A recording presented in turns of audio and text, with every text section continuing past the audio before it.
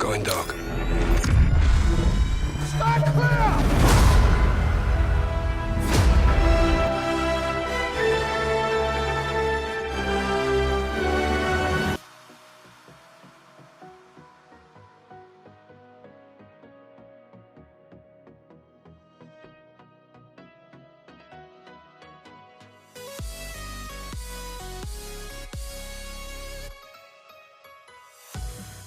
Has anyone else noticed that the music in the trailer to Call of Duty Modern Warfare is very similar to that of the music to the intro for Avengers Infinity War? No, just me. Oh, that's what that little bit was in the beginning. And if you are a subscriber to the channel and you're wondering where the hell I've been for about a month or so, I've been dying. You could go on the community page and look at all my posts on that, or you can go on my Discord. I explain it all there. Maybe I might do a video on it. I don't know. Usually people don't care enough to really want to watch a video about it all. But into the video we go, and something to start with this game, we're going to be talking about if Modern Warfare is actually going to bring back the good old days of Call of Duty.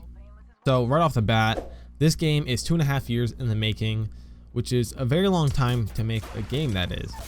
And this isn't going to be your normal hero story. There's going to be a lot of death, and you're going to see a lot of characters that you're going to get attached to. Going to die, not literally. Some of them are going to be fine, of course, but there's going to be a lot of consequences for your every single move in action. The main theme of the trailer is going dark, meaning that it could have a symbolic meaning of going into the bad side or behind enemy lines or whatever, and then you got to do a bunch of stuff, bunch of missions and save the world and whatnot, yada yada. But the most amazing thing that everyone loves is that we see that Captain Price makes an amazing appearance, and that will also hold true to some old characters as well. And the last thing we really get from the trailer is that it is modern day warfare. So the modern warfare that goes on today or within the past 5 years or so, like in Afghanistan and Iraq and even Iran, that is what this game is based on. And the main focus from what it seems from this trailer, of course, is just the campaign, but it also might be the campaign as the main focus for the entire game because of how well organized and how much time and effort they're putting in solely just for the campaign. And not to be confused with Call of Duty 4 Modern Warfare or Call of Duty Modern Warfare Remastered, this is a soft reboot. It is not a sequel whatsoever, and it's not related to any previous Call of Duty storylines. All the characters making a return will not have the same background. Captain Price will be the same old Captain Price that we know, but he's not bounded to events from earlier Modern Warfare games, so he's going to be acting slightly differently than you might expect. And I'm hoping personally for Ghost and Soap McTavish to make a huge return, because that would make me very happy along with the rest of the community as well. In the campaign, the enemies are not going to be very clear, and this is very realistic because in modern day warfare, according to my military friends who have been stationed in Iran, Afghanistan, and Iraq, you walk around at day and you could be talking with the enemy, but then at nighttime you'll be shooting at them, so you don't know who is enemy and who's just a regular civilian. And this aspect of realism of modern day warfare is thrown into the game, meaning that not everyone's going to have a matching uniform, so it's going to be hard to depict the civilians from the bad guys, which makes civilian collateral damage very significant to the campaign. There's going to be Russian allies, but there's going to be enemy Russians too, Western comrades and Western antagonists, Middle East terrorist forces that we're going to have to hunt down, but there's also going to be Middle East freedom fighters helping us. So we have a lot of allies, but we also have a lot of enemies we have to keep in mind there. Equipment wise, we have NVGs or night vision goggles. We're going to have the best weapons, airstrikes, and the entire military industrial complex behind us as a tier 1 operator. Except when we move and fight as a rebel, we're only going to be given hand-me-downs, except we will have an upper hand with superior numbers. We're going to have knowledge about the land that the enemy will not. So there's definitely going to be a lot of ambushing.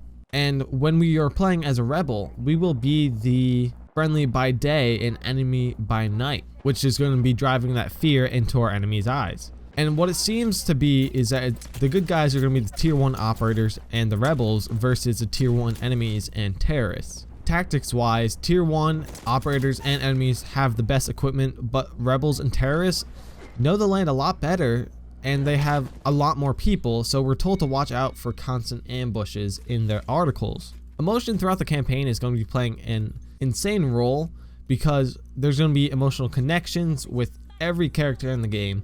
There's going to be morally gray and complex stories and relatable and relevant gameplay. And they want to represent the world today in the game itself, so it's something that modern players can actually connect to and actually relate to. If you don't know who Jacob Minkoff is, you're living under a rock or you've never played Call of Duty in your life, but he is the campaign gameplay director, and he states that we've had multiple play testers cry. In my opinion, Call of Duty Infinite Warfare was the most heartfelt and awesome campaign to me out of all the Call of Duties. At the very end of it, it made my stomach churn and I got that butterfly feeling in my stomach and I felt, emotional, but I did not cry. I didn't tear up. I didn't do any of that.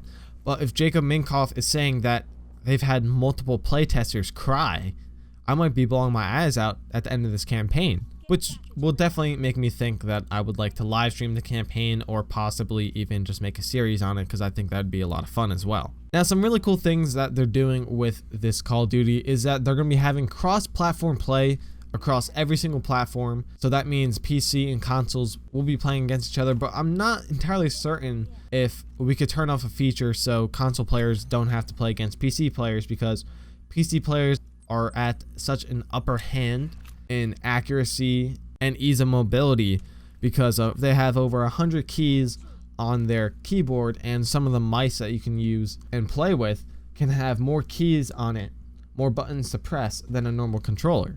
So in other words, I'm saying that PC players have an advantage over console players, and if you're one of those people that says otherwise, then you're obviously very stubborn and you don't realize fact over fiction. Moving on, we will be having no season passes, so there's no player fragmentation. No player left behind is their motto with this, so that's going to be really awesome of them to do, because of you don't have to spend that $15 every so often, which will end up being an extra $60 for the game, for the entire season pass, that is. So there's no season pass. All the additional maps will be free for every single player. And in the campaign, at least, we're going to have a methodical gunplay, which will actually force a player to take cover if they want to live. We don't have much on the multiplayer, but if they implement this into the multiplayer, that'd be really awesome. But I hope that they only have the campaign on a realistic or a hard mode of sorts, so that it adds more of a realistic feel to the game, and like they're pushing for, because that is what their main goal is. And speaking of making things realistic, they're using a brand new game engine that delivers photorealistic visuals, and that's been in the work for about 5 years or so. So they've been perfecting this as best that they can. And Infinity Ward is set out to make Call of Duty Modern Warfare the most realistic first-person shooter ever made in history in terms of conflicts around the world today. And since I was talking about the season pass and that can fall into line with microtransactions, there are none announced for Call of Duty Modern Warfare, but they are confirmed because there's a return of COD points, which is bad. The community doesn't like that, and we don't know if there's going to be supply drops or any of that, but we do know that it's just going to be in the game and we're going to have to deal with it. I'm sure it's not going to be pay to win or any of that, and hopefully they don't add different guns and stuff. Hopefully it's just skins and whatnot, so it's nothing too crazy. But they are in the game and they will show up probably a week after launch or so. Something awesome though is that pre-ordering any addition to the game, even the standard edition, will get you a custom in-game tactical knife. And speaking of the editions of the game, there are 3, and that is the standard $60 one, the Operator Edition, which is $80, and the Operator Enhanced, which is $100. Operator and Operator Enhanced give the player 3 themed Operator pack sets. So you have like 3 characters, 3 brand new operators with brand new guns. So maybe guns might be in supply drops, I have no clue. But with the Operator Enhanced, it also adds 3,000 COD points to your account. And if you don't believe me, go to callofduty.com, scroll down to the bottom, hit pre-order, and choose Operator Enhanced edition of the game. And it says at the bottom, and with a little asterisk showing it, that your account will receive 3,000 COD points. So there it is, and they are confirmed. So it is there, and I will have all my sources and all that fun stuff down in the description below if you want to fact check me on anything. But thank you all so much for watching the video. If you enjoyed the video, don't forget to drop a like, a comment below with your thoughts on Call of Duty Modern Warfare. Do you love it? Do you hate it? Do you think they're doing a good thing? Do you think that this new Modern Warfare game will be bringing back the good old days of Call of Duty? Personally, I think it's a fresh start and a start to a new beginning in Call of Duty, that is. It's all boots on the ground. It's all going to be modern day. It's going to be very realistic. And if they stick to that, I'll be very happy. But of course, guys, if you are new to the channel, subscribe and hit that bell icon to receive all notifications from awesome videos just like this, because I've been Gamer. I'll see you all next time. Peace.